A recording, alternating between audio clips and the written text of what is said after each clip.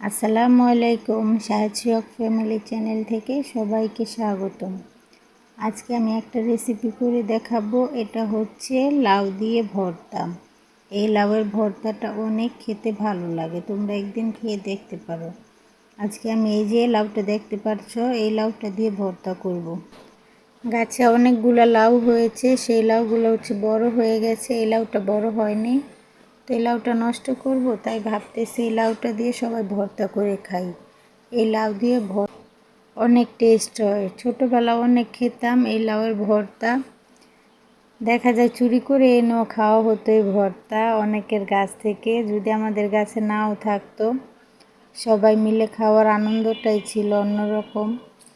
এখন হচ্ছে গাছ থেকে কিছু টমেটো পেড়ে নিচ্ছি, টমেটো দিতে হবে। এই ভর্তাটা খেতে টমেটো, তেঁতুল আর হচ্ছে শসা বা খিরাই এগুলো দিলেই হবে, তাহলে ভর্তাটা খেতে অনেক ভালো লাগে। এই যে কতগুলো টমেটো নিয়ে নিলাম, মাশাআল্লাহ গাছগুলোতে ভালোই টমেটো হয়েছে। ওই টমেটোগুলো মাশাআল্লাহ বড় বড় ছিল, এই টমেটোগুলো একটু ছোট সাইজের। টমেটোগুলো অনেক টক, তেঁতুল না দিলেও চলবে, এমনিতেই টমেটোগুলো এত টক, মানে বিচি ফেলে তারপর রান্না করলে, বিচি ফেলে রান্না করতে হয়, না হলে অনেক টক হয়। ভর্তাতে একটু টক টক খাবো, সেজন্য বিচি আর ফেলতে হবে না, এগুলা দিয়েই হয়ে যাবে। এই সাইডে টমেটোগুলো বেশি বড় হয়নি, একটু ছোট ছোট। একই রকম টমেটো গাছগুলো এনে লাগানো হলো, কিন্তু এই টমেটোগুলো বেশি বড় হলো না।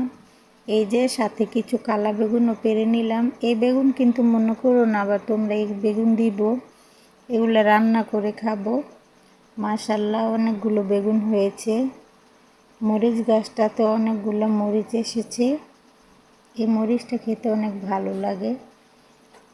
এটা কি মরিচ বলে আমি বলতে পারি না, মরিচটা কালো কালো।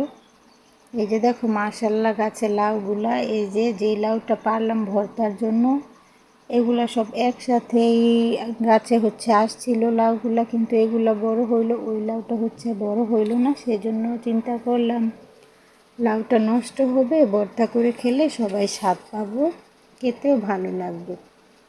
মাশাআল্লাহ গাছ থেকে অনেকগুলো লাউ খাওয়া হলো, সবাইকেও দিয়েছি, আমরাও খেয়েছি।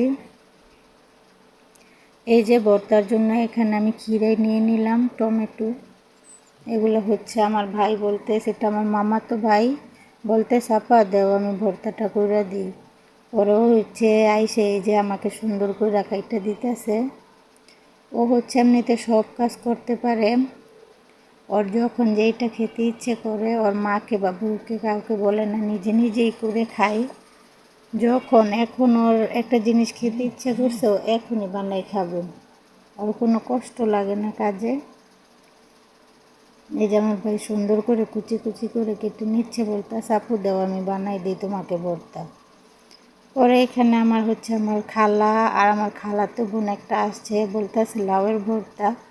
আমার খালা আবার বলতেছে যে আমার নানি নাকি ভর্তা করে খাওয়াতো।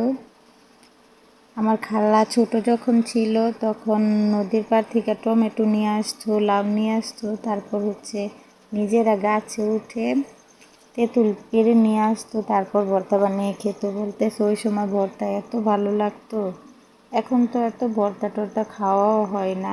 আমার মা খালা হচ্ছে 6 বোন আর 2 ভাই ছিল, তো সবাই মিলেমিশে নাকি অনেক দুষ্টামি করতো, আর অনেক কিছুও হচ্ছে খাওয়া দাওয়া হতো তাদের। খালা এগুলো বলতেছিল, ভাই বোনের ছোটোবেলার কথা বলতেছিল, শুনতে ভালোই লাগতেছিল।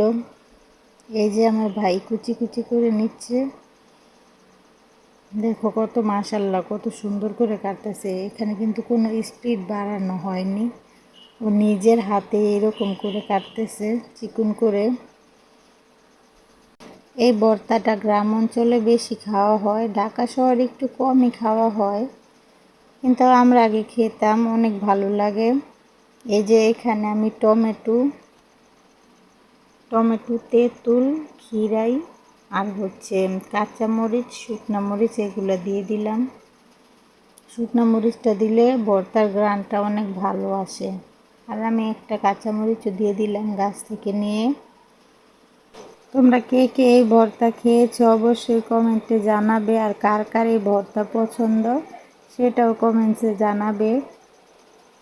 এই যে দেখো ভর্তা যে বানাচ্ছে, ভর্তা যত মাখা হবে তত ভর্তার থেকে যে জুসটা বের হবে সেইটা খেতে অনেক ভালো লাগে। ভর্তা যত মাখানো হবে তত ভর্তার স্বাদ দ্বিগুণ বেড়ে যাবে। এই যে দেখো ভর্তাটা মাশাআল্লাহ আমরা সবাই মিলেমিশে খেলাম, ভর্তাটা অনেক ভালো হয়েছে। তোমরাও এরকম ভর্তা করে খেতে পারো। আমার ভিডিওটা যদি ভালো লাগে অবশ্যই আমার চ্যানেল লাইক করবে, শেয়ার করবে আর সাবস্ক্রাইব করবে। আল্লাহ হাফেজ।